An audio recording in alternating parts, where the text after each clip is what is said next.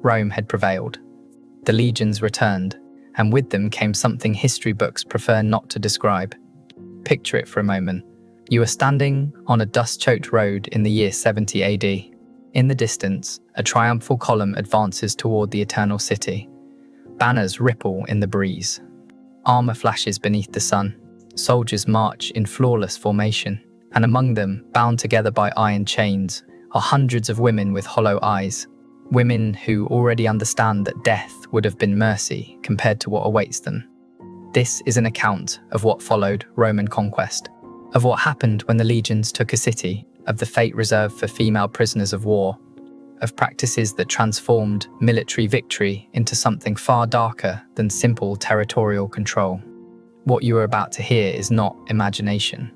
It is preserved in generals' letters, in the writings of ancient historians, in legal proceedings that have survived nearly 2,000 years. And yet, it has been carefully excluded from school curricula and major cinematic portrayals because some truths are too unsettling to be taught openly. Before we continue into this history deliberately forgotten, support this channel dedicated to uncovering the past as it truly was. Subscribe and leave a like. It is a small gesture, but it allows us to keep revealing what power worked so hard to erase. We are taught about Rome's glory, about invincible legions that conquered the known world, about victorious generals returning home, parading along the Via Sacra as crowds erupted in celebration, about prisoners of war displayed as living proof of imperial dominance. The official story is straightforward. The captives became slaves. They were sent to mines, to farms, to the homes of wealthy patricians. A brutal fate, certainly, but one presented as a normal consequence of ancient warfare.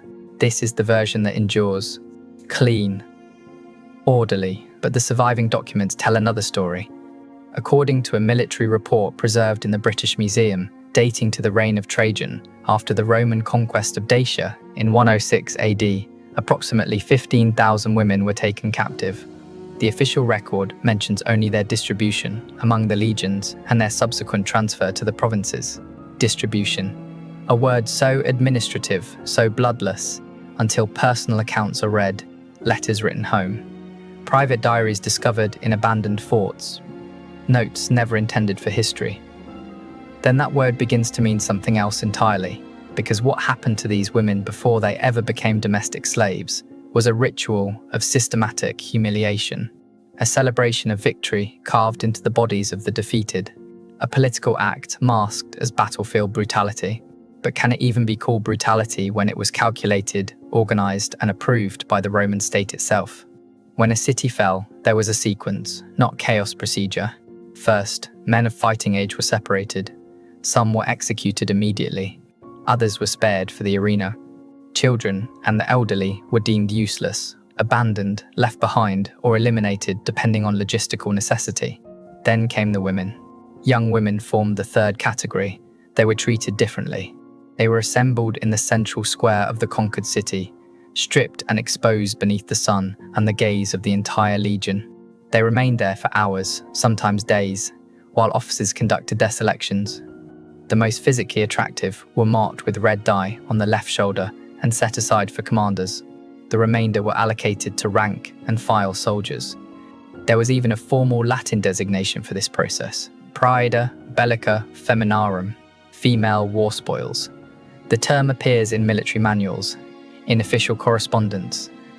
Yes, taxes were levied on this property. A fragment of a letter discovered in Pompeii, written by a legionary named Marcus Flavius during the campaign in Germania, describes the scene with unsettling detachment. I took 3 for myself on the first night. The youngest cried without stopping. The second tried to bite. The third simply stared at nothing, as if she were already gone. I preferred the third. She was easier. That word, easier, echoes across centuries because it exposes something fundamental about this violence. It was not driven solely by desire. It was about domination, about erasing dignity before erasing identity, about converting human beings into objects before formally enslaving them. Roman generals understood the political purpose of this ritual with absolute clarity. This was not about allowing soldiers to release tension after long campaigns. It was a demonstration of total power. a message delivered without ambiguity to any population that considered resistance. This is what happens to your daughters, your sisters, your wives, and the message was effective. The Roman historian Tacitus wrote of the revolt led by Boudica in Britain in 60 AD. He records that Boudica herself and her daughters were publicly violated by Roman officers after their capture, not as personal punishment, but as a calculated example meant to establish imperial authority. The warrior queen who dared to defy Rome was reduced to spectacle. Her daughters, princesses by birth, were transformed into instruments of instruction. When Boudica later rallied her forces again, she was not fighting merely for land. She fought for something far older and far more visceral, for revenge that could never truly be satisfied, for dignity that could never be restored, for screams forced into silence. She was defeated, and what became of the women of her tribe after the final suppression was never fully recorded. We know only this: Britannia did not rebel again for 3 centuries. Is silence always evidence of peace? Or is it sometimes the result of terror so complete that even speech is taken away? But this was only the beginning. After the first days, after the ritual of domination, came the bureaucratic phase. The conversion of people into property. This was the next phase. The transformation of human beings into property. The survivors were branded, literally. Hot irons pressed into flesh, burning symbols that identified the legion that captured them, and the specific campaign in which they were taken. Marks of ownership carved into skin, often on the face, so their condition could never be concealed. Then came transport. Chained together in groups of 10 or 20, they were forced to march hundreds of kilometers toward the ports. There, they waited in dark, damp warehouses. The same buildings used to store grain and olive oil until enough ships were available. They were stored. A commercial inventory preserved in Alexandria, dated to 115 AD, records the mixed cargo of a merchant vessel, 340 amphorae of wine, 120 barrels of wheat, 89 women from Judea, 14 Berber horses, women listed alongside wine and horses, same ledger, same accounting category, same logistical value. The sea crossing lasted weeks. They were kept below deck, chained in rows, with barely enough space to sit upright, no room to lie flat. Daily rations were calculated precisely to keep them alive, nothing more. Many died during the journey, disease, dehydration, or simply surrender. The bodies were thrown into the sea without ritual or record. There exists an economic calculation preserved in a Roman treatise on estate management, written in the 1st century by Columella. He estimated that an acceptable loss rate during the transport of female war captives was between 20 and 30%. Acceptable, as though discussing spoiled produce. When they finally arrived in Rome or other major cities of the empire, the next stage began. The auctions, specialized markets where wealthy buyers inspected human merchandise as one would inspect livestock, hands probing flesh, teeth examined, mouths forced open, signs of illness, injury, or pregnancy carefully checked. The youngest and most physically desirable commanded enormous prices. They were purchased by patricians, by elite brothels, by temples that offered specialized services to devotees of certain Eastern cults. The rest, the women whose appearance had deteriorated during the journey, those marked by too many scars, those who resisted, those who had broken mentally, were sold in bulk. Mines, farms, workshops. In those places, life expectancy rarely exceeded 5 years, but there was a fate considered worse than the mines: the brothels. Specialized establishments that operated openly in every Roman city, legal, regulated, taxed. The Roman state profited from every transaction, and female prisoners of war were the most sought-after commodity. Why? Because they were foreign, because they came from defeated peoples, because violating the daughter of an enemy offered ordinary Roman citizens a sense of participation in imperial conquest. A man who had never carried a shield or drawn a sword could, for a few coins, feel like a victor, a conqueror by proxy. A piece of graffiti found in Pompeii, scratched onto the wall of a brothel, reads simply, "Here I penetrated a Briton." Rome was eternal. Even the most intimate act was transformed into a political declaration. The women in these places had no names. They were identified only by origin: the Gaul, the German, the Jewess. They worked in cubicles smaller than 2 square meters, no windows. A single curtain as a door. They serviced between 10 and 20 men per day. There was no retirement, no release, no exit. Many turned to suicide. Others lost their sanity completely. A very small number survived long enough to be freed. But even freedom did not erase what had been done. The brand on the face remained. The memory in the body remained. In the 2nd century, a Roman physician named Soranus of Ephesus wrote a treatise on gynecology. One chapter addressed illnesses common among women used in war prostitution. He described chronic inflammation, premature infertility, recurring hemorrhages. Then he added, almost as a passing remark, brothel owners are advised to renew their stock every 3 or 4 years, as after this period, the merchandise loses commercial value and productive capacity.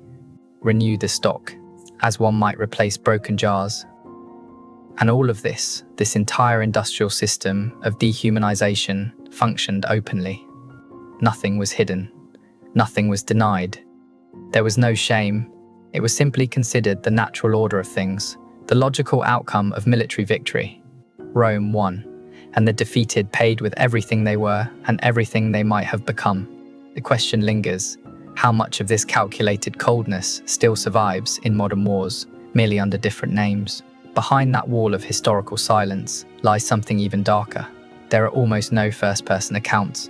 The victims themselves left no written testimony. They could not write the language of their conquerors. They had no access to materials. And even if they had, who would have recorded their words? Yet, there are rare exceptions. Disturbing. In the 2nd century, a woman named Blandina appears in early Christian writings. She was a slave, originally captured during a campaign in Gaul. While serving in a Roman household, she converted to Christianity. When her faith was discovered and she was arrested, she spoke during interrogation about her past. One surviving fragment records her words, "They asked if I feared death. I told them I had already died many times. They killed me the night my village burned. They killed me on the march to the sea. They killed me in the ship's hold. They killed me the first time a Roman man called me property." Death before the lions would only confirm what was already true.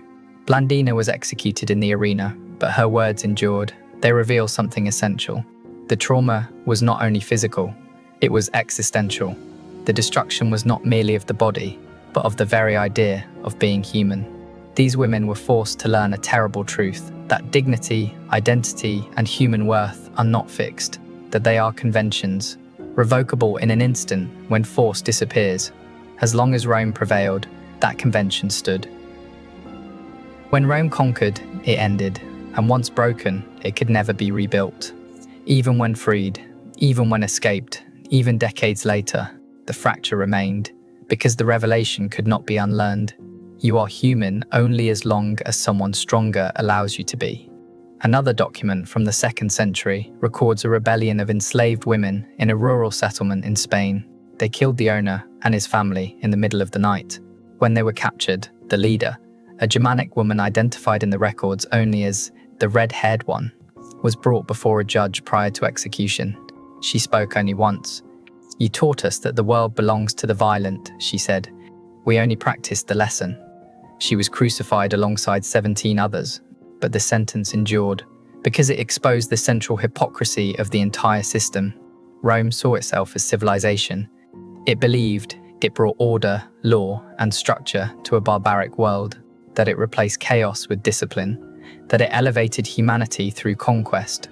But that civilization was constructed on systematic violence, on the calculated exploitation of the bodies and inner lives of the defeated.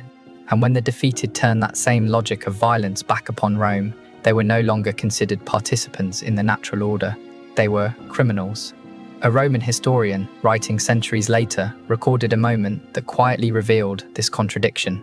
Ammianus Marcellinus, writing in the 5th century, described events during the invasions of the Huns' incursions that would ultimately help fracture the Roman Empire itself. He noted something unsettling.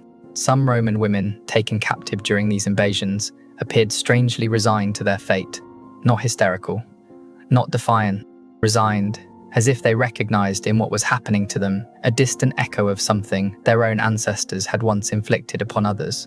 History folding inward on itself. Rome harvesting what it had sown over centuries of conquest. But this recognition redeemed no one. It did not spare those Roman women from suffering. It did not lessen the horror awaiting them. It merely revealed a nauseating truth. Human beings possess an almost limitless capacity to turn the pain of others into system, into tradition, into routine, into something that feels normal. And when one system collapses, another is already waiting beneath it. The machinery changes hands. The logic remains. So the question emerges: have we truly evolved, or have we merely changed the clothing of the same cruelty? History books rarely dedicate more than a paragraph to the fate of prisoners of war in antiquity. And when women are mentioned at all, the language becomes deliberately vague. Enslaved, exploited. But this careful silence exists for a reason. As the Italian historian Carlo Ginzburg once observed, the boundary between the sacred and the profane is thin and almost always drawn by power. Rome became the civilizational template for the Western world. Its legal framework shaped modern systems of law. Its military organization informed contemporary armies. Its architecture is still copied in capitals across the globe. To fully confront the systematic nature of Roman sexual violence would require questioning the foundations of this admiration. It would require acknowledging that civilization carries a cost, and that this cost is almost always paid by the most vulnerable. So instead, we choose elegance. We choose silence. We focus on aqueducts, on roads, on laws. We celebrate Julius Caesar as a brilliant military mind, while forgetting that his campaigns in Gaul resulted in the enslavement of hundreds of thousands of women and children. We watch films in which gladiators fight heroically for freedom, yet we never see what existed just beyond the arena walls. We never see the brothels beside the Colosseum. We never see the lines of men waiting their turn with newly arrived captives, because that would be uncomfortable. And discomfort is precisely what history demands. There is a tombstone in a museum in London, dated to the 2nd century. It was found near what was once a Roman fort in Britain. The inscription is brief. Here once was a woman, her name forgotten, her homeland forgotten. May the gods show her more mercy than Rome did. No name, no story, only an anonymous acknowledgement of suffering too heavy to describe. How many others were there? Millions. Across 6 centuries of imperial expansion, countless women passed through the same cycle. Born free, captured, violated, enslaved, erased. Their lives reduced to figures in military reports, numbers in commercial inventories, footnotes in history books most people never open. But every statistic was a complete human life. A girl with a name, with parents, with hopes. A woman who loved and was loved. A full human being, reduced to an object by men who believed victory granted them that right. This was not a single night of uncontrolled rage. It was methodical, repeated, normalized. It was not a failure of civilization. It was civilization functioning exactly as designed. As one anthropologist would later argue, war is not the breakdown of order. It is its foundation. Every state is born from the ability to organize violence on an industrial scale. Rome proves the argument, because these horrors were not produced by chaos. They were produced by perfect order. The machine operated smoothly. Soldiers did their duty. Merchants conducted business. Citizens frequented licensed establishments and paid their taxes. Everything was legal. Everything was justified. Everything was considered natural. How many modern systems speak in the same language? How many present-day cruelties are defended by necessity, by security, by order? The weeping of millions of women whose names were never carved into stone still lingers beneath the ruins. They built Rome as much as its engineers and generals did. They built it with their bodies, with their lives, with everything they were and everything they might have been. A poet once wrote that the people of the past were no worse than us. They simply did not know what we would later discover. But did they truly not know? Or did they know perfectly well and simply choose not to care? The records existed. The documents survived. Anyone who wanted to know could know. The Romans themselves documented everything with meticulous bureaucracy. The issue was never ignorance, it was complicity. And when we choose today to celebrate Rome's greatness without acknowledging its foundations of suffering, when we teach young people about the glory of the legions without explaining what followed victory, When we watch stories of emperors and gladiators and conveniently forget the rest, do we not become complicit as well? Do we not continue the silence that began 2,000 years ago? The truth is uncomfortable. We prefer comforting myths to disturbing realities. We prefer simple heroes to the recognition that almost all human greatness is purchased at an obscene price. We prefer to believe that those times were different, that we have progressed, that we would never do the same, but we do, in different forms, under different justifications, in different places. Sexual exploitation in war zones did not end with Rome. The conversion of human beings into marketable objects did not end with Rome. Systematic violence against the defeated, the displaced, the refugee did not end with Rome. It only changed its language. And as long as we look to the past only to admire its achievements, while refusing to confront its horrors, as long as we learn from history only the lessons that allow us to feel good about ourselves, not as a warning we heed, but as a prophecy we insist on fulfilling. So ask yourself, have these horrors truly remained in the past? Or have we simply learned to hide them better, to justify them with more sophisticated words, to embed them in systems so complex that we no longer have to look directly at what we do? Is the difference between us and the Romans moral, or merely technological? And when you close your eyes at night, when the world grows quiet and only your conscience remains, can you hear the echo? Or have you learned, like generations before you, to turn screams into whispers so faint they sound like part of the wind? Power, in every era, finds a way to sanctify its own sin. The final question is simple. Will you continue kneeling at that altar